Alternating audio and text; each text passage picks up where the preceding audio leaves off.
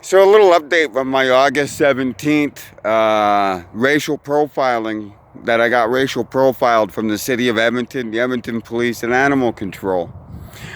I'm moving ahead, gathering evidence, doing this, getting ready to file the lawsuit when just the other day I get a knock at the door and it's an Edmonton cop at my door to serve me something. I posted it up on my Instagram account. So he shows up my door, bada, bada, bada. I refuse to talk to him. He says, I'm going to put this stuff in your mailbox. And then all of a sudden I hear my doors opening and whatnot, and he stuffs it in my house. He violates the sanctum of my home, my privacy rights, my human rights, breaks into my house to serve me a ticket. An employee of the Edmonton city itself. So, this is where I take my Leia out so she can run around. As you can see, it's fenced in. And I only come here when there's no other people out here. Usually early in the morning or a little bit later in the night. The point is, this is also the place where the Edmonton police robbed me at gunpoint, stole my animals, started to chase my dog down the street with guns drawn, and cornered down about 2-3 blocks from my house. So the ticket was for keeping her off a leash. So I'm being targeted, harassed, terrorized, and threatened. And now they're going as far as more racial profiling against me. They have no evidence. They have nothing. And then on top of that, the ticket that I was served was actually printed out on June 15th. And it was only served to me 2 months later. Now, if you were in my position, I fought to get my dog back, my pets back, because they racially profiled me. The Crown Attorney freely admits that the allegations against me were made in malicious compliance to get at me or towards my person.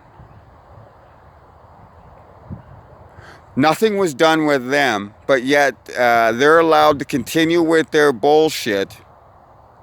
And instead of letting me get on with my life, I've been harassed, terrorized, threatened, as you can see throughout my YouTube posts, my Instagram posts, the documentation I got, the fact that they issued me a ticket on June 15th, but they didn't serve it to me until August 15th. 2 months later, and 2 days before the official year anniversary of their August 17th, false allegations, racial profiling, abuse of me, traumatization of my animals when they accused me of quote unquote beating my animals. Now, their first statement against me was they claimed I beat my animals with cattle prods and bear spray. They searched my house. They couldn't find anything. When I fast-tracked, because I had to represent myself, I fast-tracked the case to, I think it was September 19th, less than 3 weeks after, almost a month after the August 17th. The Crown Attorney refused to release a disclosure to me as my rights state. I didn't get the disclosure until the August 31st pre-trial that was moved back because the Crown, the city of Edmonton, Edmonton police, all know it was false allegations. The Edmonton police tried to make the charges fit. So those 3 counts of animal abuse with a cattle prod and bear spray was turned down to animal abuse because they stated I picked up a dog with one hand and chucked it more than 50 feet into a brick wall. You'd have to be Hulk Hogan, not Hulk Hogan, the Hulk. You'd have to be 12 feet tall, 250 pounds in order to complete that feat. And then still, no animal is going to allow you to pick it up by the neck and allow you just to chuck it into a corner. On top of my evidence, I have from animal control itself validation, because their own vet stated that my dog don't like people. Gee, I wonder why. They had a bunch of people chase her down with guns and everything else. They abused her, traumatized her. They beat me. They could beat me. I can take that. But you don't. The reason the lawsuit against the city of Edmonton and the Edmonton police, and why Edmontonians are going to be paying for this, is because of what they did to my dog and my animals. That and the falsification of charges, the racial profiling, the abuse, the threatening, the harassment. And then they add to my case by this fine of not having my dog on a leash, which they served to me on August 15th, 2 days before the anniversary of the whole August 17th of the charges I already read off. Mind you, everything's documented, filmed, as seen on my YouTube, because this is the only reason I use my YouTube, to document, to put evidence out there of what I'm saying. Because I have no family and I have no friends. And I'm proud to admit to that, because when I did have family and friends, all I did was get abused and whatnot. So I'm happy, my dog's happy, and we'll be happier once we expose the city of Edmonton, Don Iverson, for the Nazi leader he is. For the Nazi leader he is, and for the Edmonton City Council, because they turn a blind eye.